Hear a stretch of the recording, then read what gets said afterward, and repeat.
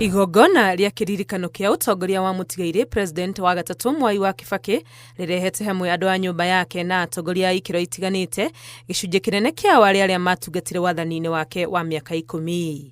Mwaria thutha wa ũrĩa ũngĩ magĩtarĩria ũrĩa ekĩrĩire wagĩrĩru wa bũrũri mbere ya maũndũ mothe ũtungata-inĩ wake wothe. For Kibaki, the state is important in steering development and also pulling people out of poverty. When there was any failure, he owned it. He did not throw his helpers under the bus. He wanted a minimum of 30% to be used for development, for investment.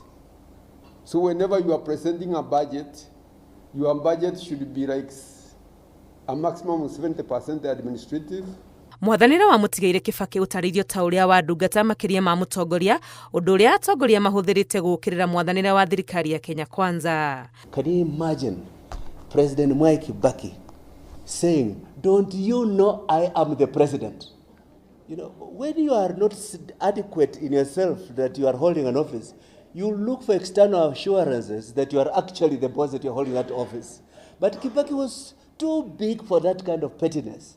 I wish you in leadership could borrow a leaf that when we come up with projects, public projects, we don't do so because we have hidden private interests in there. Gũkĩria na gũkũria ũtonga wa bũrũri nĩ ũmwe wa maũndũ marĩa magwetetwo ma kũririkana wathani wa Kibaki, atongoria makiuga nĩ ũira mũiganu wa ũhũthĩri mwega wa magoti marĩa Kenya marĩhaga. President Kibaki listened and empowered his lieutenants. He was not a micromanager.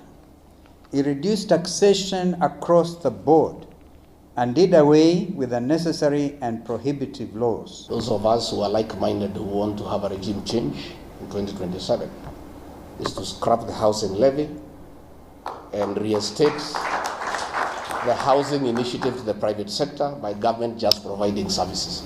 Gatagati ka ndereti ya kuorota wathani wa thirikari ya Kenya Kwanza, mĩguĩ ya kũmba kĩama kĩerũ tũkĩrora gĩthurano-inĩ kĩa mwaka wa 2027 no icomoretwo.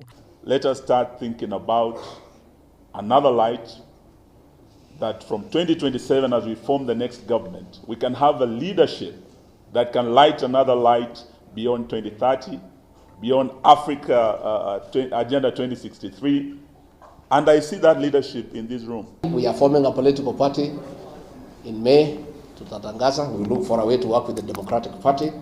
We would like to be associated with Mwai Kibaki.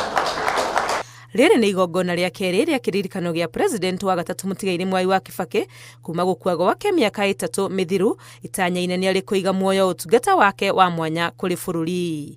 Ngĩribotera Inooro TV, rĩtwa rĩakwa nĩ Wangui wa Mwangi.